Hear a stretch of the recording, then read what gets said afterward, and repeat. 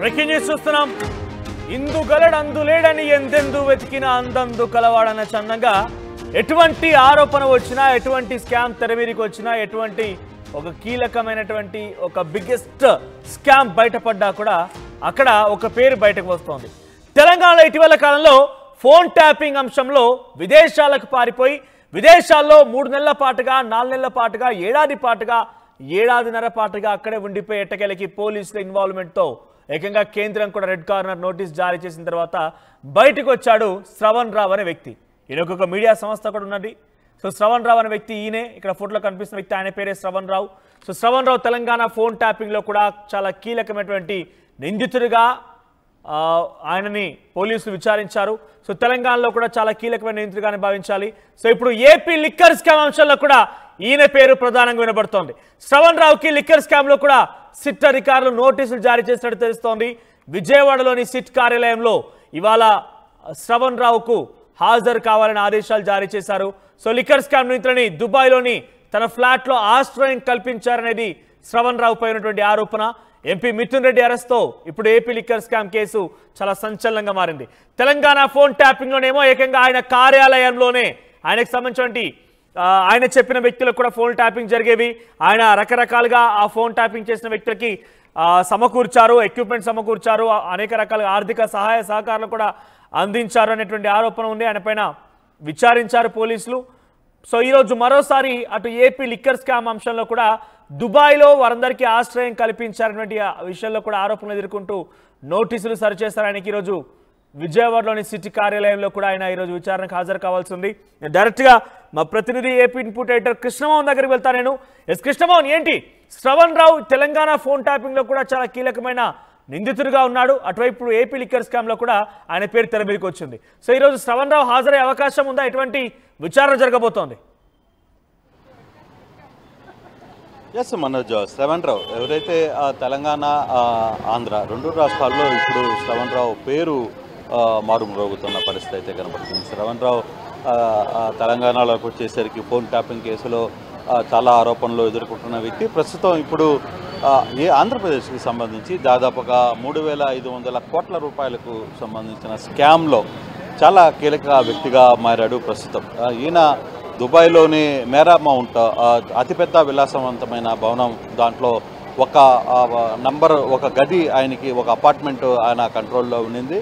అయితే ఎవరైతే ఈ లిక్కర్ స్కామ్కి సంబంధించి రాజకేశ్ రెడ్డి కావచ్చు, చాణక్య కావచ్చు, తర్వాత కొంతమంది వ్యక్తులు, కీలకమైన వ్యక్తులు అందరికీ అక్కడ షెల్టర్ దాదాపుగా 2 నెలల పాటు ఈ పారామౌంట్లోని తన సొంత గదిలో, తన సొంత ఇల్లు ఏదైతే ఉందో అక్కడ ఒక విల్లా లాంటిది ఒకటి ఉంది, దాంట్లో వీళ్ళందరికీ కూడా షెల్టర్ ఇచ్చారనేది ఇప్పుడు ప్రస్తుతం ఈ ఆంధ్రప్రదేశ్లో లిక్కర్ స్కామ్స్కి సంబంధించిన కేసులో ఈ వ్యవహారం మీద ఆయనకి నోటీసులు అయితే ఇచ్చారు. సో ఈ నోటీసులు ఇచ్చిన నేపథ్యంలో ఆయన ఆల్రెడీ ఇప్పుడు ప్రస్తుతం విజయవాడకి చేరుకున్నారు. మరి కాసేపట్లో ఆయన సిట్ కార్యాలయం ఏదైతే మనం చూస్తున్నామో ఇక్కడ సిట్ కార్యాలయానికి వచ్చే పరిస్థితి అయితే చాలా స్పష్టంగా కనపడుతుంది. సిట్ కార్యాలయానికి మరి కాసేపట్లో ఆయన చేరుకునే అవకాశాలు అయితే ఉన్నాయి. ఇప్పటికే ఆయన విజయవాడ కూడా చేరుకున్నారు. అయితే ఇక్కడ ప్రధానంగా ఎందుకు శ్రవణ్ రావుని సిట్కి పిలిచారు అనే అంశం మీద కానీ చూసుకుంటే, ఈ లిక్కర్ కేసులో ప్రధానంగా ఏదైతే దుబాయ్లోని పారామౌంట్ టవర్స్లో ఉన్న ఒక విలాసవంతమైన గదిని ఇతని స్నేహితుడు కృష్ణ ఇద్దరు కూడా కలిసి గతంలో వాళ్ళ పేరు మీద గదిని కొన్నారు. అయితే గది కొనిన తర్వాత ఇతను తన పార్ట్నర్ అయిన కృష్ణకి సంబంధించిన వ్యవహారంలో ఎప్పుడు వరకు కూడా కనీసం ఆ ఇంటికి అద్దె కావచ్చు, ఇతర అంశాలు ఏమీ కూడా అతనికి చెల్లించలేదు అనేది కృష్ణ చేస్తున్న ఆరోపణ. నిన్న కృష్ణ ఇదే విషయానికి ఇతర మిత్రుడు, శ్రవణ్ రావుకి మిత్రుడైన కృష్ణ నేరుగా సిట్ ఆఫీస్కి వచ్చి సిట్ ఆఫీసులో క్లియర్గా ఒక కంప్లైంట్ కూడా రైజ్ చేశారు. ఇతను పలానా తేదీ నుంచి 2 నెలల పాటు ఈ సిట్ ఏదైతే లిక్కర్ స్కామ్లో అసలు ముద్దాయిలుగా ఉన్నారో వాళ్ళందరూ పారిపోయి ఉన్నారో గతంలో, వాళ్ళందరికీ కూడా దుబాయ్లో షెల్టర్ ఇచ్చారు తన ఇంట్లోనే. అంటే ఆ ఇల్లు వీళ్ళిద్దరికీ పార్ట్నర్షిప్ ఉంది. సో ఇద్దరికీ పార్ట్నర్షిప్ ఉన్న నేపథ్యంలో అక్కడున్న సీసీటీవీ ఫుటేజ్ వాళ్ళు అక్కడ షాట్లలో వేసుకుని తిరిగేది, దాదాపుగా 2 నెలల పాటు అక్కడ వీళ్ళందరూ దుబాయ్లో ఏం చేశారు అనే అంశానికి తన దగ్గర ఉన్న ఎవిడెన్స్ మొత్తం కూడా సిట్కి ఇచ్చిన నేపథ్యంలో సిట్టు శ్రవణ్ రావుకి నోటీసులు అయితే ఇచ్చింది. ప్రస్తుతం శ్రవణ్ రావు విజయవాడలోనే ఉన్నారు. ఆయన మరి కాసేపట్లో సిట్టు పిలిచిన నేపథ్యంలో ఇక్కడికి వచ్చే పరిస్థితి అయితే ఉంది. అయితే శ్రవణ్ రావుకి సంబంధించిన వ్యవహారంలో ఒక వాదన ఉంది. యాక్చువల్గా దుబాయ్ కానీ లేకపోతే గల్ఫ్ కంట్రీస్లో కావచ్చు, అమెరికా లాంటి దేశాల్లో ఒక ఆస్తి నాకు లేదు, నాకు ఒక ఆస్తి ఉందనుకుందాం. ఫర్ సపోజ్ నాకు ఒక ఫ్లాట్ ఉందనుకుంటాం, కానీ ఆ ఫ్లాట్కి ఓనర్ నేనే, బట్ నేను ఇండియాలో ఉంటానో లేకపోతే ఇంకో దగ్గర ఉన్నప్పుడు ఆ ఓనర్కి సంబంధించిన ఇది ఒక ఏజెన్సీస్కి ఇస్తారు. ఆ ఇంటిని కొంత ఏజెన్సీస్కి హ్యాండ్ ఓవర్ చేస్తారు. ఆ ఏజెన్సీస్ ఎవరికైనా సరే రెంట్కి ఇచ్చుకుంటాయి, కానీ పేమెంట్ మాత్రం తనకి ఇస్తారు. సో ఆ దిశగా మాకు సంబంధం లేదనేది శ్రవణ్ రావు చెప్తున్నప్పటికీ కూడా, కానీ దాదాపుగా 2 నెలల పాటు శ్రవణ్ రావు అక్కడ వాళ్ళకి ఇవ్వడమే కాకుండా శ్రవణ్ రావు కొన్ని రోజులు వాళ్ళని కూడా అప్పుడప్పుడు వచ్చి కలిసేవాడు అనేది ఇప్పుడు కృష్ణ చేస్తున్న ఆరోపణ. తన మిత్రుడే ఈ కంప్లైంట్ ఇక్కడ ఇచ్చిన నేపథ్యంలో సో పూర్తిగా కూడా దానికి సంబంధించి డీటెయిల్స్ సేకరించడానికే ఇప్పుడు శ్రవణ్ రావుని ఇక్కడికి పిలిచారు. శ్రవణ్ రావు తెలంగాణలో మనకు తెలుసు పూర్తిగా కూడా అక్కడ జరిగిన ఫోన్ ట్యాపింగ్లో కేసులో కూడా ఆయన మీద ఆరోపణలు ఉన్నాయి. ఆయన వివిధ రకాల వ్యక్తుల్ని ఫోన్ నంబర్స్ని ట్యాప్ చేశారనే ఒక ఆరోపణ అతని మీద ఉంది. సో ఇప్పుడు ఈ లిక్కర్ స్కామ్లో మనం చూసుకుంటే దాదాపుగా ఎంపీ వరకు కూడా మిథున్ రెడ్డి వరకు కూడా అరెస్ట్ అయిన నేపథ్యంలో ఇప్పుడు శ్రవణ్కి నోటీసులు ఇచ్చారు. అంటే దొంగలకు ఎవరైతే పోలీసులు వెతుకుతున్నారో ఆ వ్యక్తులందరికీ కూడా షెల్టర్ ఇవ్వడం కూడా నేరమే కాబట్టి ఆ కేసులో మరి ఎటువంటి సిచ్యువేషన్స్ ఉంటే శ్రవణ్ రావుని విచారణ పిలిచి పంపించి వేస్తారా, లేదు శ్రవణ్ రావుని అదుపులో తీసుకుంటారా అనేది ఇప్పుడు సిట్ చేతిలో ఉంది. సిట్ ఏ విధంగా ఈ కేసుని పరిగణివ్వబోతుంది? కేవలం సిట్కి సంబంధించిన వ్యవహారాలనే తీసుకుంటారా, లేదు ఫర్దర్గా తన మిత్రుడు ఇచ్చిన కంప్లైంట్ బేస్గా ఇది ఏమన్నా పిలిపించి విచారణ చేస్తారా అనేది కూడా ఆలోచించాల్సిన పరిస్థితి అయితే ఉంది. ఓవరాల్గా ఈ వ్యవహారం మీద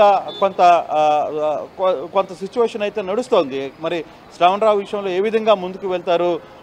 మద్యం కేసుకి సంబంధించిన వ్యవహారంలో ఎవరైతే నిందితులు ఉన్నారో వాళ్ళకి షెల్టర్ ఇచ్చారనే అభియోగం ఏమన్నా శ్రవణ్ రావు మీదకి ఇప్పుడు పోలీసులు చూసుకోబోతారా? ఆ దిశగా అతన్ని ఏమన్నా అదుపులో తీసుకునే ప్రయత్నం చేస్తారు. అయితే లేదు కేవలం విచారణ వరకు పిలిచి అసలు ఏంటి మీ రోల్ ఏంటి, అక్కడున్న ఆ విల్లాకి పారామౌంట్లో ఉన్న విల్లాకి మీకున్న సంబంధం ఏంటి, ఏం జరిగింది, అది మీరు వీళ్ళకి ఎలా పరిచయం అయ్యారు, మీరు ఎలా వీళ్ళకి ఆ ఇంటిని బాడీకి ఇవ్వాల్సిన పరిస్థితి వచ్చింది, లేదు మీరు ఇచ్చారా, మీ ఏజెన్సీస్ ద్వారా ఇచ్చారా, ఏంటి అనే అంశాలన్నింటినీ కూడా సిట్టు విచారించే పరిస్థితి అయితే ఉంది. మరి కాసేపట్లో ఆయన ఇక్కడికి చేరుకుంటారనే ఒక సమాచారం అయితే ఉంది. ప్రస్తుతానికి మాత్రం ఆయన విజయవాడకి చేరుకున్నారు, విజయవాడలోనే ఉన్నారు. సో ఇటువంటి పరిస్థితుల్లో ఫర్దర్గా ఏం జరగబోతుంది అనే అంశాన్ని చూడాల్సిన పరిస్థితి అయితే ఉంది. ఫర్దర్గా ఏం జరుగుతుంది అనే అంశాన్ని కూడా చూడాలి. సిట్టుకి హాజరైన తర్వాత ఏర్పడింది. ఈ పరిచయం ఏకంగా ఇంట్లోకి తీసుకువెళ్ళి వారికి ఏకంగా ఆశ్రయం ఇచ్చేంత వరకు వెళ్ళిందని అంటే ఈ లిక్కర్ స్కామ్ లో కేవలం ఆశ్రయం ఇవ్వడం వరకు మాత్రమే శ్రవణ్ రావుని అక్కడి కొంతమంది వ్యక్తులు ఉపయోగించుకున్నారా, లేదంటే లిక్కర్ స్కామ్ అంశంలో కూడా ఆయనకి ఏమైనా భాగస్వామ్యం లాంటిది ఉందా? చూడాలి మనోజ్. అంటే లిక్కర్ స్కామ్లో ఎంతమంది రోల్ ఉంది అనేది పూర్తిగా తెలియట్లేదు. కానీ ఎవరైతే రాజకేశ్ రెడ్డి ఉన్నాడో, బూనేటి చాణక్య ఉన్నాడో, లేకపోతే అవినాష్ రెడ్డి, ముమ్మడి అవినాష్ రెడ్డి ఉన్నాడో, ఇటువంటి కీలకమైన వ్యక్తులందరికీ దాదాపుగా 2 నెలల పాటు తనకున్న విల్లాలో షెల్టర్ ఇచ్చారు. దుబాయ్లోని తనకున్న విల్లాలో షెల్టర్ ఇచ్చారు అనేది ప్రధాన ఆరోపణ. ఆ దిశగానే వ్యవహారం అంతా కూడా నడుస్తోంది. ఇప్పుడు చర్చ కూడా అదే. అయితే స్కామ్లో ఏదైనా ఇతనికి రోల్ ఉందా లేదా అనేది తెలియట్లేదు. అంటే అది ఇంకా పూర్తి విచారణలో కానీ బయటపడలేదు. ఇంకా సిట్ ఇప్పుడు విచారణకి పిలిచిన తర్వాత సిట్కున్న ఆధారాలు ఏంటి, సిట్లో తనకున్న పూర్తి స్థాయి తన దగ్గర ఏమేమి ఆధారాలు ఉన్నాయి, ఏమేమి ఉన్నాయి, మరి సిట్కి వచ్చిన తర్వాత శ్రవణ్ రావు ముందు సిట్ దగ్గర ఉన్న ఆధారాలు ఏమేమి ముందు పెడతారు, సో ఫర్దర్గా వీళ్ళకున్న ఈక్వేషన్స్ ఏంటి, వీళ్ళు ఏమేమి సమాచారాన్ని సేకరించారు శ్రవణ్ రావుకు సంబంధించిన వ్యవహారంలో, ఇవన్నీ కూడా ఆలోచించాల్సిన పరిస్థితి అయితే ఉంది. ఆ దిశగా కొంచెం ముందుకు వెళ్ళే ప్రయత్నం అయితే చేస్తారా. అయితే ఫర్దర్గా ఇక్కడ ఒక ఇష్యూ అయితే మనకి చాలా స్పష్టంగా అర్థమవుతుంది. నిందితులకి షెల్టర్ ఇచ్చారు అనేది ఒక పెద్ద క్రైమ్. సో ఆ క్రైమ్కి సంబంధించి దాంట్లో ఏదైనా ఇతను అదుపులో తీసుకునే పరిస్థితి ఉండబోతుందా, దాంట్లో ఈ కేసుకి సంబంధించి ఇంక్లూడ్ చేస్తారా, లేదు ఇతని దగ్గర ఏదైనా పరిచయం ఉందా, లేదు వీళ్ళందరూ ఎలా పరిచయం, రాజశేఖర రెడ్డి కావచ్చు, లేకపోతే వీళ్ళందరికీ ఇప్పటికే ఆ సిట్టు చాలామంది అంటే ఈ నెంబర్లకు సంబంధించిన డేటాని వీళ్ళు ఎవరెవరితో మాట్లాడారు, ఏ విధంగా మాట్లాడారు, ఎంతసేపు మాట్లాడారు, ఆ డేటా మొత్తాన్ని కూడా ఈవెన్ ఛార్జ్షీట్లో కూడా పెట్టిన పరిస్థితి. ఛార్జ్షీట్లో ఎక్కడ శాండ్రావు పేరు లేదు, కానీ ఇప్పుడు వరకు ఉన్న వ్యవహారంలో మాత్రం కంప్లీట్గా వ్యవహారాన్ని ఏ విధంగా ముందుకు తీసుకువెళ్తారు, శ్రవణ్ రావు రోల్ ఏంటి, అసలు దీంట్లో లిక్కర్ స్కామ్తో సంబంధం ఉందా, లేదు రాజశేఖర రెడ్డి లాంటి వ్యక్తులకి షెల్టర్ ఇవ్వడంతో అతని పని అయిపోయిందా, లేదు తద్వారా రాజశేఖర రెడ్డి ద్వారా శ్రవణ్ ఏదైనా ఆ లావాదేవీలు నడిపారా, ఈ అంశాలన్నింటిని కూడా కొంత ఆలోచించాల్సిన పరిస్థితి అయితే ఉంది. ఆ దిశగా ముందుకు వెళ్తారా లేదా అనేది చూడాలి. మరి బహుశా ఒక గంటలో ఇక్కడికి చేరుకుంటారని ఒక సమాచారం అయితే వస్తుంది. విజయవాడకి అయితే శ్రవణ్ రావు చేరుకున్నారు. విజయవాడలో నుంచి ఇక్కడికి సిట్టు కార్యాలయానికి ఎన్ని గంటలకు చేరుకుంటారు అనేది వేచి చూడాల్సిన పరిస్థితి అయింది. ఓవరాల్గా ఈ కేసుకు సంబంధించిన వ్యవహారంలో ఒక కీలక వ్యక్తి, తెలంగాణకు సంబంధించిన వ్యక్తి ఇక్కడ ఈ కేసుకి మళ్ళీ సిట్టుకి రావడం, మరోవైపు సిట్టు ఇటీవల కాలంలో వరుసగా దూకుడుగా వెళ్తోంది. చాలా వరకు చాలామంది వ్యక్తులని అదుపులో తీసుకుంటుంది. ఇటీవల మాజీ ఉప ముఖ్యమంత్రి అయిన నారాయణ స్వామికి కూడా నోటీసులు ఇచ్చారు. ఆయన బహుశా 1వ తారీఖు తర్వాత ఆయన ఇక్కడికి రాబోతున్నారు.